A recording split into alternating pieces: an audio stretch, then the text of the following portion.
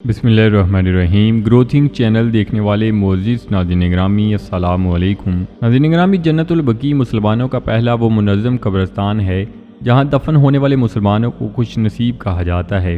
उसकी सबसे बड़ी वजह यह भी है कि उस कब्रिस्तान में कई सहाबा इकराम की कब्रें भी मौजूद हैं। ये कब्रिस्तान मदीना मुनव्वरा में वाक़या है और मुसलमान हर वक्त वहाँ पर लाखों की तादाद में मौजूद होते हैं।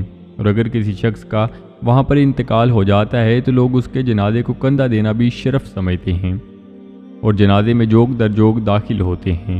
नाज़रीन ग्रामी, जन्नतुल बकी का एक गोरकन जिसका नाम नबी बख्श था और वो इंडिया का रहायशी था। 20 साल जन्नतुल बकी में गोरकन की नौकरी करने वाला इंडिया का पहला शख्स था।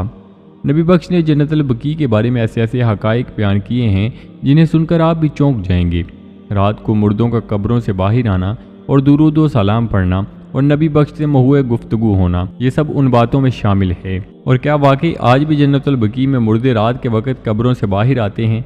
आज के इस वीडियो में आपको तफसील से आगाह किया जाएगा, इसलिए वीडियो को स्किप किए बगैर आखिर तक लाजमी देखिएगा। और नए आने वाले दोस्तों से गुजारिश है कि चैनल को ज़रूर सब्सक्राइब कर लें और साथ लगे बेल आइकन पर लाजमी क्लिक कर दें ताकि मुस्तकबिल में अपलोड होने वाली वीडियोज़ का नोटिफिकेशन आप तक बर वक्त पहुँचता रहे। नाज़रीन ग्रामी, नबी बख्श इंडिया के शहर कोराला के रहायशी है और अब उसकी उम्र 70 साल हो चुकी है।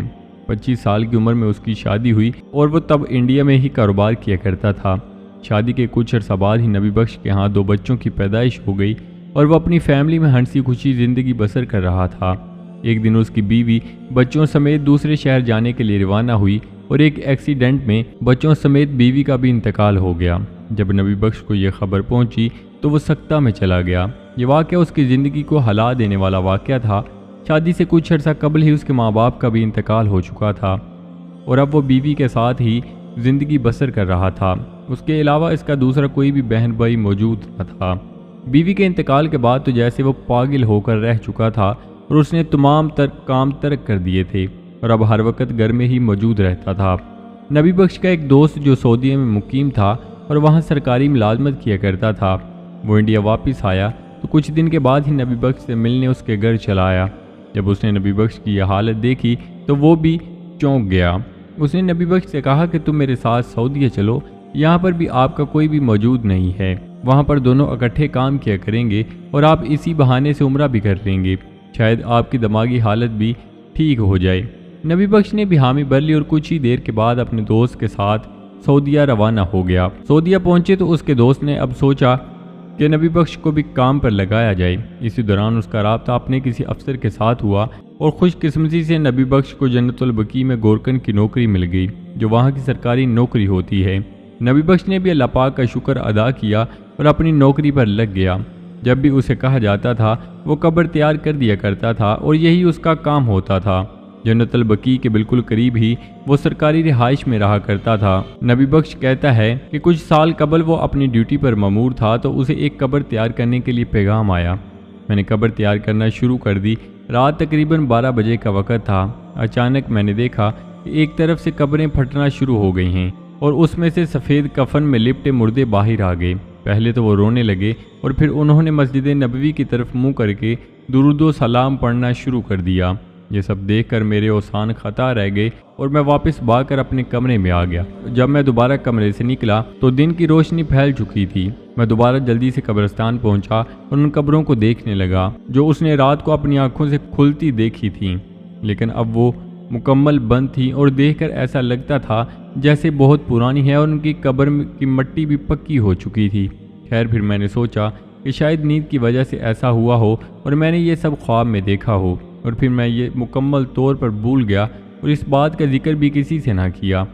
लेकिन कुछ ही दिन के बाद मुझे दोबारा रात के वक्त कब्र तैयार करने का कहा गया और मैं कब्र तैयार करने लग गया। उस रात भी मैंने अपनी आंखों से कब्रों से मुर्दे निकलते हुए देखे जो चीखो पुकार कर रहे थे और बाद में दुरूद व सलाम पढ़ना शुरू हो गए। जब मैं वहाँ से भागने लगा तो पीछे से मेरा नाम लेकर मुझे अपने पास किसी ने बुलाना चाहा, लेकिन मैं वहाँ ना रुका और वापस अपने कमरे की जानिब भाग गया। अगली सुबह जब फिर कब्रिस्तान पहुंचा तो कब्रें वैसे ही बंद थीं। अब मुझे मालूम हो चुका था कि ये मेरा कोई वहम नहीं है बल्कि ये हकीकत है। मैंने गौर किया तो जिस रात भी ये वाक़या पेश आया दोनों दफ़ा जुमेरात की रात थी।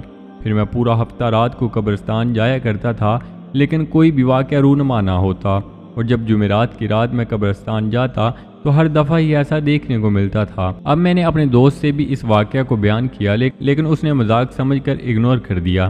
پھر میں نے ایک کیمرہ لیا کہ اب میں یہ سب کیمرے میں ریکارڈ کروں گا اور سب کو یہ حقیقت سے آگاہ کروں گا۔ میں دوبارہ جمعرات کی رات وہاں گیا اور انہیں درود و سلام پڑھتے ہوئے ان کی ویڈیوز اور تصاویر بھی بنائیں اور چپکے سے واپس آ گیا۔ گھر آ کر دوبارہ ویڈیوز کو دیکھ کر تسلی کی اور سو گیا۔ دوسری صبح ہی نبی بخش نے سعودی میڈیا سے رابطہ کیا اور کہا کہ اس کے پاس جنت البقیع کی کچھ تصاویر اور ویڈیوز ایسی موجود ہیں جو دنیا کو حیران کر دیں گی۔ میڈیا نے اس سے رابطہ کیا اور اسے اپنے پاس بلا لیا۔ جب نبی بخش نے وہاں جا کر سب کے سامنے ویڈیوز چلائیں تو حیرانگی کی یہ بات ہوئی کہ نبی بخش کے علاوہ کسی کو کچھ بھی دکھائی نہ دے رہا تھا، لیکن نبی بخش کو سب کچھ واضح دکھائی دیتا تھا اور سب کچھ ہاتھ کے اشاروں سے بھی بتا رہا تھا۔ کوئی بھی اس ویڈیوز کو دیکھتا تو صرف قبرستان کا رات کا منظر دکھائی دیتا۔ پھر نبی بخش نے انہیں جمعرات کی رات کو وہاں لے جانے کا فیصلہ کیا تو وہاں بھی نبی بخش کو سب کچھ دکھائی دے رہا تھا اور سنائی بھی دے رہا تھا، لیکن وہاں بھی کسی کو کچھ دکھائی نہ دیا۔ یہ سب دیکھ کر وہاں کی انتظامیہ نے نبی بخش کو ذہنی مریض قرار دے کر نوکری سے فارغ کر دیا اور علاج کے لیے مینٹل ہاسپٹل میں بھیج دیا۔ نبی بخش آج بھی سعودیہ کے مینٹل ہاسپٹل میں قسمیں کھا کھا کر کہتا ہے کہ وہ سچ بولتا ہے اور اس نے یہ سب اپنی آنکھوں سے دیکھا ہے۔ اس کا کوئی یقین کیوں نہیں کرتا، لیکن کسی کو کچھ بھی نظر نہ آنے کے سبب یہ فیصلہ نہیں کیا جا سکا کہ واقعی نبی بخش سچ بولتا ہے۔ ناظرین گرامی، اللہ پاک کے کچھ راز ایسے پوشیدہ ہوتے ہیں جو اللہ پاک کے سوا کوئی نہیں جانتا، اور ان پوشیدہ رازوں سے اللہ پاک جسے چاہے آگاہ بھی کر سکتا ہے، لیکن کوئی بھی انسان اللہ پاک کے پوشیدہ رازوں سے چھیڑخانی نہیں کر سکتا اور خود انہیں معلوم کرنے کی کوشش بھی نہیں کر سکتا۔ اللہ پاک سے دعا ہے کہ اللہ پاک ہم سب کو صراط مستقیم پر چل کر زندگی بسر کرنے کی توفیق عطا فرمائے، آمین۔ تو جی ناظرین، یہ تھی ہماری آج کی ویڈیو۔ امید کرتے ہیں آپ کو ضرور پسند آئی ہوگی۔ ویڈیو کو لائک کر کے دوستوں کے ساتھ شیئر کرنا مت بھولیے گا، اور نئے آنے والے دوستوں سے گزارش ہے کہ چینل کو ضرور سبسکرائب کر لیں اور ساتھ لگے بیل آئیکن پر لازمی کلک کر دیں تاکہ مستقبل میں اپلوڈ ہونے والی ویڈیوز کا نوٹیفیکیشن آپ تک بر وقت پہنچتا رہے۔